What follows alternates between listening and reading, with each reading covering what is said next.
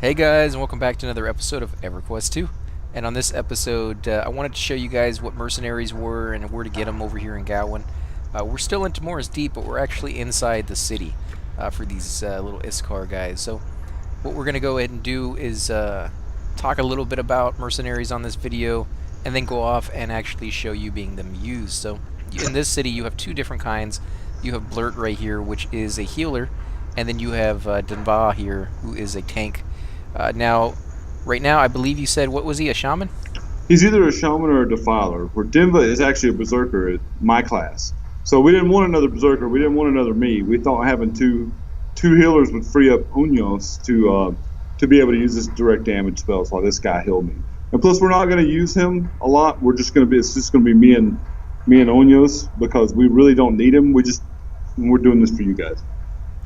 Because if you're doing this by yourself, you may need a little bit of help when you're fighting like big main bad guys. Or if and mercenaries are more than a little bit of help. Yeah. They are, yeah, exactly. They're a lot of help, guys. Yeah, when they first came out, the AI really was not all that great. And I plenty of times where they would just sit there and watch you almost die and then start healing you, and they wouldn't be able to keep up at that point because they had let it go too far. But now they're really good. They heal you. They're even slow targets. They're buff you up, and they keep up with the buffs far better than most people ever will, because obviously they're a computer player, and it's just built into their timer to do that. So they're incredibly good classes to have, or people to have, if you can't find a group. Now, I would suggest getting in groups and meeting other people and talking to them, because that's a huge part of an MMO, in my opinion. It's one of the main reasons for playing. But if you're one of those people who enjoy doing it solo, and you can still talk to people through chat channel and stuff like that, then yeah, okay, mercenaries might have a spot for you in your group. But I would still highly suggest, talking to people as much as possible. Now, with that said, we are over right here, and this is where these two guys are at. Now, this zone is rather confusing. It's hard to find your way. It spirals all the way up over here. Which is where most people will start. They'll start at the very, very top. That's where the main entrance is. We came down the back entrance, actually, down here on the bottom, and we took one of the little portals up to the top. And that's what kind of confused us at first. We had to actually, come all the way down, back over here where these guys are at. And, if you just look around a little bit, kind of get your surroundings of a new zone, that's usually the best bet for any new place that you're going, because there's just so much every zone has to offer that if you don't take a few minutes to look around, you're going to miss out on so much stuff. And you can see this is the back entrance that we took, and this is the little portal that we took to get up to the very top. In fact, I guess I'll zone up there real quick, and you can stay down here. I'll come right back down in a minute. All right. But yeah, it's a pretty nice little area. There's brokers, there's your guild members that you can go over here and train and buy your new level spells if you want to buy higher level stuff than what you automatically get. And this is the top right here. Of course, if you go a little bit further in this way, you go to some of the housing and stuff like that. But yeah, definitely take a few minutes, look around. There's the collector right here, something you probably will need to know where to go when you're ready to turn all that stuff in. You can get quite a bit of experience from collections. So remember to come back every so often and turn those in. There's no reason you need to hold on to all that stuff. Just give yourself a little boost every so often, especially if you get to a point in your leveling that's really in between, like you're not sure where to go. For your next 2 or 3 levels, come over here and get those other 2 or 3 levels from the collector, and then go off to that new dungeon that you've been trying to get into. So it's definitely useful if you use it at the right time. So if you want to any little tidbits about using your little pet? Yeah, the thing that's different about, I can instantly see about this guy and the one in EQ Live is the mercenaries in EQ Live will only help you and defend you once you're attacked. Once you've been hit or struck or hit with a spell, this guy actually has an option where I can make him attack and back him up instead of him backing me up. So that already seems to me to be a big improvement. I mean, it often is frustrating because sometimes on EQ Live, your mercenary will glitch out and he won't even help you after you've been attacked. So the option that I can make him attack and then go over and back him up that's a benefit to me. That seems like it's better. And did you go over how much, was it 6 silver you said, every 30 minutes? It was 2 silver. Two Two silver. silver every 30 minutes at this level. But now, if it's like EQ Live, it will increase and he will get more expensive. But like I said, we're not going to be using him much because me and Onius make a good enough team right now. So I can suspend him. I can put him. Basically, I can put him like in my pocket and bring him out when I need him. The thing is, if you're going to use him, if you're going to use your mercenary, don't wait till you're in a fight, because if it's like EQ Live, you won't be able to. You'll have to wait till the fight is over. So keep that in mind. So what we're going to go ahead and do is run outside of the town and fly back to the starting city or starting area where we were. We're not going to do any quest on this video, but what we are going to do is just kill some random creatures and show off what the pet can actually do for us. The healing power. Hopefully we can find something high enough level that Crusher can actually take some damage, so it can show the healing that it's doing. Does it do any buffs to you already? Because it is a shaman. I think so. Abominus. Does that sound like something you've done? Abominus. Shroud of Armor 7. Yeah. Some of these look very cool. It seems like all his spells are adept to begin with. So he's going to be I mean, if we do decide to use him later for harder content, then he's going to be a definite asset to the party. Yeah, he has a nice little ward right there. What is this? Increased strength. So some of those might be your buffs, and some of them might be, a lot of them might be his buffs as well. You know, one thing I want to ask you guys, if anybody has knowledge of this, if anybody has played a Guardian and played a Berserker, would you please leave in the comments whether I should be using a blade and shield or be dual wielding? I want to dual wield, but if it will make my character more effective to use the weapon and the shield, let me know, and I'll play that way. As far as my experiences playing the Guardian, like I was telling Kevin earlier, you switch back and forth because as a Berserker, you can do a fair bit of damage. So what you want to do is, when you're trying to go more towards offensive, you use the dual blades, and when you want to go towards more defensive, you use the blade and the shield to give yourself a little bit more extra mitigation to take the hits a little bit better. But again, it is really up to preference as far as I've been able to see. I've known plenty of tanks that are Berserkers that will use the two weapons all the time.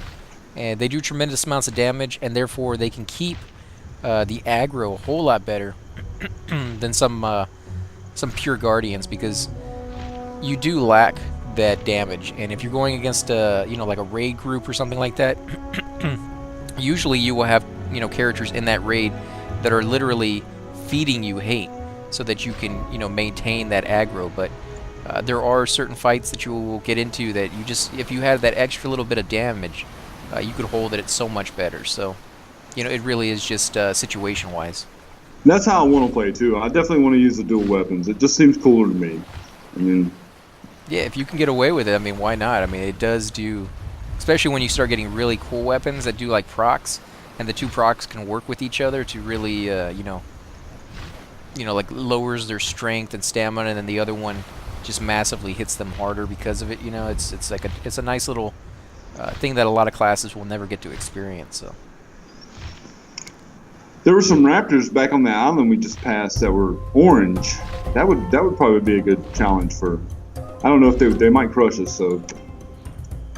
Or up here on this little mountain where all the quests were.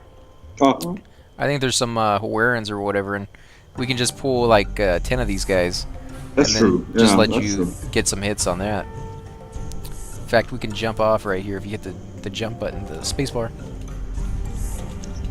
Okay, it doesn't let you do that anymore, huh? You used to be able to jump off these things anytime you felt like it by hitting the spacebar. Ah, no! Did it jump off? I'm just kidding. I don't even see you on the map yet, so I definitely wasn't going to jump off. Oh, okay. Yeah, it wouldn't let me do it this time anyways, but I don't know if they removed that or if you just can't do it because this is a newbie area. But later on in the game, I know you could do that quite a bit. I used to do that with my my Guardian all the time. But he always had a flying mount anyway, so it's not like he got hurt, or he had a carpet or something you could use for slow, I want a flying mount. That's I think the earliest you can get that is over in the Great Divide. They may have changed it, but when the Great Divide came out, that's when they introduced flying mounts. And that was the earliest you could possibly get one. You had to do every quest in that entire zone, And I believe you had to... What was the trick? I think you had to have like the greatest faction you could possibly have before you could start that. There was something along the lines. It was ridiculous, but totally worth it. Now, the Great Divide, that's in the Velius expansion, correct? I don't remember which expansion that was in, actually. They all kind of blur together once you've been doing it for a while, so... At least for me, I know some people paid attention to that, and they're like, oh, this is over here in this area, but... I was always so excited to get a new expansion, I didn't really care what the name of it was, I just wanted to go over there and check out the dungeons, and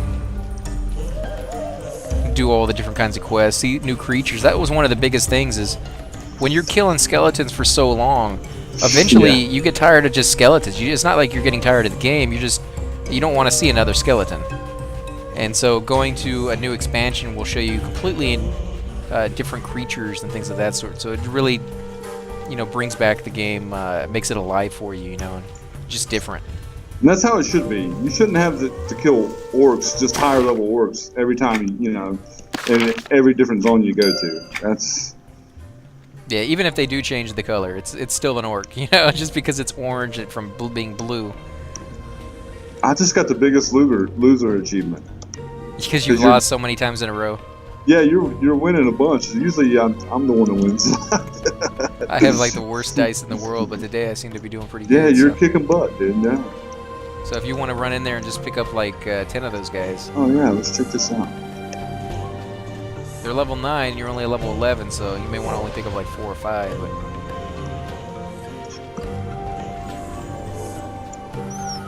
How many do I have? Just 3. Okay, we'll see how this works. Now, I don't know if he's treated like the pet necromancer is, if he does a certain amount of damage. What did he just toss on me? So he just put a warding spell on me that protects me against 413 points of damage. Yeah, I don't think he's actually attacking at all. He's just keeping us alive while we attack. And that's not really a show of his power. I'll have to get more next time. Well, kind of is, because you're not taking any damage whatsoever. He's keeping that... Yeah, he's got a... Yeah, you're right. But you can see he's going through his power incredibly fast. In fact, he's out of it altogether. So now, if you go into another fight, you'll see he regenerates pretty quickly, like everybody does in this game, but... Oh, there he is. He's fighting now. He's literally doing... Let's watch him fight. He's doing hand-to-hand. See how he does. You see, he didn't get aggro there, though. So apparently he's... Yeah, so he's not aggro on himself, which is nice. Go ahead. Well, he kicked the crap out of that guy. He's still fighting him, yeah. But that's kind of nice, because in EverQuest 1, your pet would be the cause of so many trains. I'm glad they kind of changed that, because being a mage, even in EverQuest Live now, they haven't fixed it in that game. So, ooh, Bloodlust. What's this? For the Berserker. Okay, alright, I'm gonna hit knee on that. Go for it, man. And you also got an Avok tongue, which if you examine will help you start the quest for learning how to speak Avok or something like that. Let's see, there it is. I'm just gonna let you fight by yourself while I do this, okay? Okay. Well, I'm gonna see if he actually heals me or if he... Yeah, I wanted to get wounded too. Because even if you're in the same group, the mercenaries will help you out. It's not like they're only helping out the person they belong to. I'm gonna give him the real test. It's gonna pull the whole camp. Yeah, I'm gonna pull a few. This might actually kill us, but we'll see. Is he following me? I don't know. Okay, well, he's following. I hope I just don't want him to fight by himself. I still only managed to pull 3. What the crap? No, you got 4 or 5. Oh, okay. 5 of them, yeah. You can see he's going through his power pretty quickly. I don't know what he's casting. I think it's just wards, because he doesn't seem to do any healing. Yeah, I think you're right. I think he's doing wards. Because he just did another one on me. But we're not taking any damage, and I should be taking damage there. Yeah. So those wards are really, really nice. He will also do healing as well. But, you can set him on different stances. He can be offensive, defensive, I believe. You can do, buffing only, stuff like that. So he's very versatile. And that's just the healer one. You can do the same thing with your your warrior pet. Okay, I just tried to get him to attack, and he's not attacking. Well, yeah, because he's a healer. Come on, Bert. Get him, Bert. Come on, guy. Who's a good ogre? Okay. Yeah, you're right. He's a healer.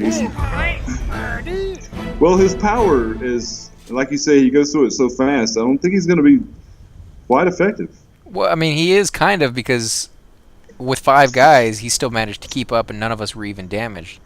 Yeah, So you're right.